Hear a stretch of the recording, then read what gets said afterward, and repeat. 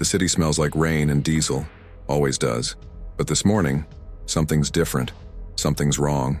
A jogger along the embankment stops mid-stride. The air tastes metallic, like sucking on a battery.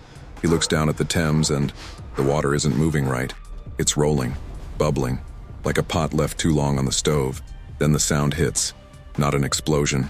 Worse, a deep grinding roar that comes from underneath everything, from the bones of the city itself. The river splits open, right there, between Westminster Bridge and Waterloo. The Thames just cracks apart like old paint, and what comes up isn't water.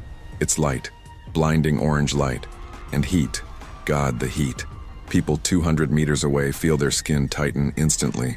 Car windows facing the river, they don't shatter, they melt, just slump down like candle wax. Lava, actual lava, in the center of London, pouring up through the riverbed like the earth decided the Thames was done being water.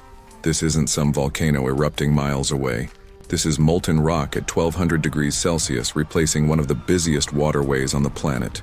Right now, right in the middle of 8 million people. The first wave moves fast, faster than anyone expects. Lava doesn't flow like water. It oozes like something alive, something that wants to touch everything. The stone embankments along the river, they don't hold. They can't. The lava hits them and they just soften. Centuries-old granite turning to mush in seconds. A double-decker bus on Westminster Bridge. Red. Classic. The driver sees the glow and hits the brakes, but it's already too late. The bridge deck is heating from below. Asphalt starts smoking. Then the steel supports. They're expanding, warping. The whole bridge groans like a dying animal. People are running, screaming. But where do you run when the street itself is starting to glow? When the air is so hot it burns your throat just to breathe? The lava reaches the bridge pilings. And here's the thing about 1200-degree molten rock meeting Victorian engineering. There's no fight. The stone doesn't resist, it surrenders.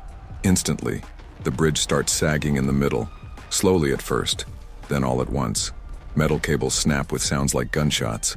And Westminster Bridge, one of the most photographed structures in the world, it folds into the river of fire like wet cardboard.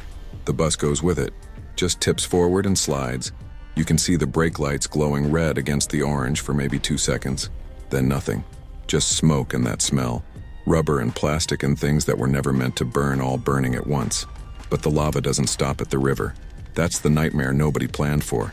It's not contained. It's rising, spilling over the banks, flowing into the streets like something looking for a way in. Embankment Station, one of the deepest on the underground. People are already down there, hundreds of them, waiting for the Northern Line. They feel the heat before they understand it. The tile walls start sweating, actually sweating. Condensation running down in streams. Then the lights flicker.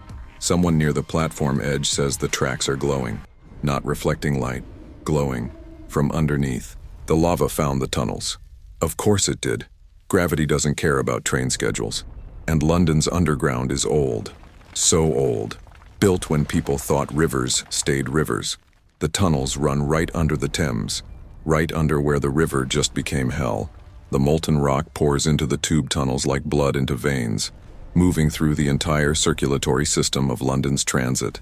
Northern Line, Jubilee, District, all of them connected, all of them filling with fire. People try to run up the escalators, but they're not working. Power's cut, so they climb. In the dark, in air that's getting thicker and hotter with every breath. And behind them, that orange glow, getting closer, getting louder. That grinding roar of stone melting stone. Above ground, it's chaos trying to find a shape. The Thames is gone. Completely gone. Replaced by a river of light carving through the city. Tower Bridge. Those famous towers. They're still standing, but the bridge deck between them is just gone. Melted through. The two sides of the bridge now separated by a channel of molten rock. And the heat. Nobody prepared for the heat. This isn't fire you can put out. This is geological.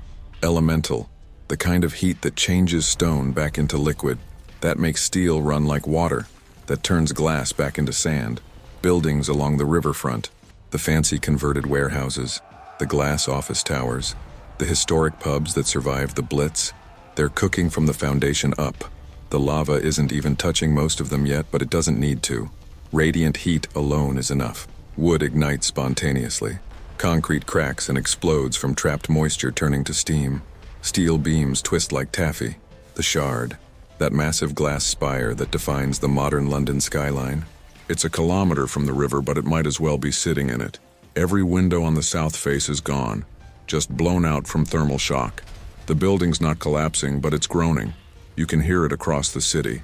This deep metallic scream as its entire structure expands and warps. Emergency services. They tried. God, they tried. Fire engines rolled up to the embankment and just stopped. What do you spray on lava? Water flashes to steam before it even touches the surface. Foam burns away like tissue paper. They're standing there with equipment designed for house fires, trying to fight the planet's core. One crew tried to get close to rescue people trapped in a building. Their truck's tires melted to the pavement before they got within 50 meters. The paint on the side of the vehicle just peeled off in sheets. They had to abandon it, had to run. Their boots were smoking. The Thames barrier, that massive engineering project designed to protect London from storm surges. It's downstream, east of the city center. And the lava, it's flowing that direction, following the old riverbed because that's the path of least resistance. Moving like honey, but so much worse.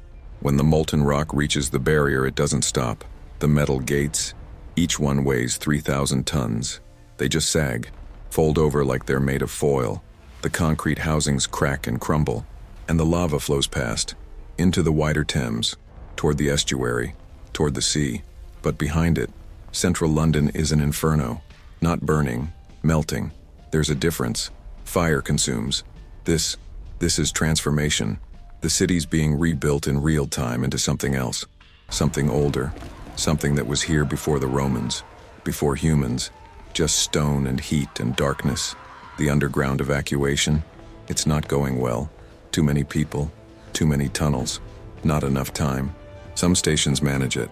Get everyone up and out. Others, the emergency exits open onto streets that are already impassable. Molten stone flowing through Charing Cross. Parliament Square glowing like a forge. And the sound. Everyone who survives. They all mention the sound. Not the screaming or the sirens. The other sound. That deep bass rumble that you feel in your chest more than here. The sound of bedrock cracking. Of ancient clay layers liquefying. Of a city built on history. Literally built on layers of older cities. All of it being compressed and heated and fundamentally changed. Buckingham Palace is burning. Not from lava. From radiant heat.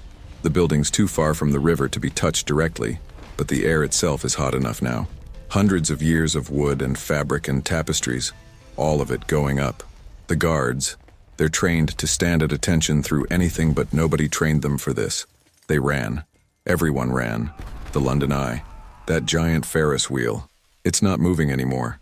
The support structures are failing. The pods, 32 of them, just hanging there, heating up like glass terrariums in the sun. Were there people inside when it stopped? Nobody knows. Nobody can get close enough to check. Piccadilly Circus. The famous lights and advertisements, they're still on. Running on backup power maybe.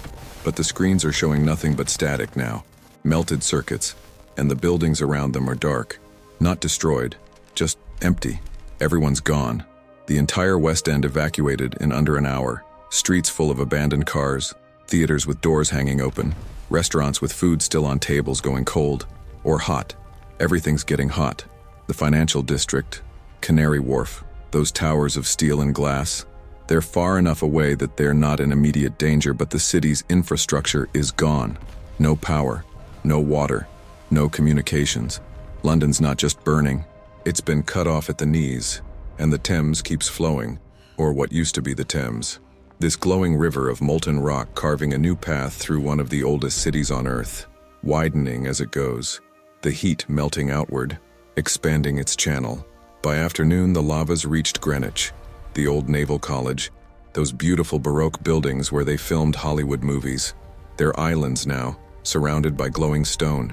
The observatory on the hill, still standing, still safe, but below it, everything that defined the maritime Greenwich World Heritage Site, it's gone, transformed. Archaeologists someday will dig through solidified lava flows and find the remnants. But right now, it's just light and heat and loss. The sky above London, it's changed color, not from smoke, from heat haze. The entire atmosphere above the city is shimmering, distorting light. Satellites passing overhead can see it. This massive thermal signature where a city used to have a normal temperature. Now it glows like a wound on the face of England. Heathrow, Gatwick, City Airport, all of them shut down. Not from direct threat, from ash. The lava's been exposed to air for hours now and it's creating its own weather. Thermal columns rising into the atmosphere, carrying particles of vaporized stone, dust that was buildings this morning, glass that was windows, metal that was bridges, all of it cycling into the sky, creating clouds that never existed before, and people are still dying, not from the lava itself anymore. Most who could evacuate did, but from heat exhaustion, from building collapses blocks away from the flow, from panic, from the underground stations that never got cleared in time, from heart attacks and asthma attacks and simple human bodies that can't handle breathing air that's 40 degrees above normal, the hospitals that are still operating. They're overwhelmed, burns, smoke inhalation, trauma, and they're running on generators because the power grid's fried. Cables that ran under the Thames, cables that connected everything, they're gone, melted. London's not just physically cut in half by this river of fire. It's electrically isolated, north from south, east from west. Night falls, and that's when it gets surreal. London should be dark, should be this famous nighttime skyline of lights reflecting off water. Instead, the city glows. The lava's been flowing for 12 hours now and it hasn't cooled. Won't cool for days, maybe weeks. The entire length of what was the Thames is a glowing scar across the landscape visible from space. People in Reading, 60 kilometers away, they can see the glow on the horizon, like a second sunset that never fades. In Oxford, in Canterbury, all across the southeast, that orange light, reminder that something impossible just became real, and it's quiet. That's what survivors remember. Once you're far enough away that the roar of the lava fades and it's quiet. No traffic, no planes, no trains, just silence. The sound of 8 million people displaced, scattered, looking back at what used to be their city. The Thames will flow again someday. Maybe, but not soon, and not the same. What's happening now? It's not destruction you can rebuild from easily. This is geological. The lava will cool into basalt. Hard, permanent. The riverbed's been raised by tens of meters in places. The bridges, gone. The tunnels, filled. The entire infrastructure of a city that took 2,000 years to build, erased in a day. Scientists will eventually explain how this happened. Some tectonic impossibility. Some crack in the Earth's crust that should never have formed here. But explanations don't change what everyone can see. What everyone now knows. Cities aren't permanent. They're just waiting. Built on borrowed time over forces we never stop to think about, and sometimes those forces decide to come back. To remind us. To reclaim what was always theirs. London's burning. Has been burning before. Will probably burn again. But this is different. This isn't fire you rebuild from. This is the planet itself, and it's not done yet.